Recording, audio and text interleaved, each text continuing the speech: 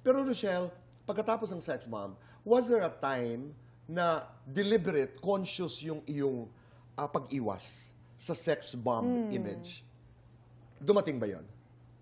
For me, parang yes po. Kasi parang nung nag-solo na ako, parang Okay. ang decision po kasi ng management is itanggal muna natin yung sex bomb. Kailangan maging actress ka muna. So parang, okay, sige po, actress-actressan muna ako. Tinry ko naman ng medyo matagal talaga bago ko Matagal-tagal, but ma-acknowledge na actress. it paid off. Naalala ko yung speech mo sa, was that Sinimalaya? Sinimalaya. Na hindi ko naman na-expect na. Di ba? Nandun lang ako para manood na, ganito pala pag Sinimalaya. Lahat sila, nagko-congratulate sa mga... Oo. So, aliw na aliw po ako. Anong sinabi mo sa speech mo noon? Actress na ako. Sorry! Di ba talagang, ngayong masasabi Actress ko, na ako. na actress na ako ngayon. Nalo na ako eh.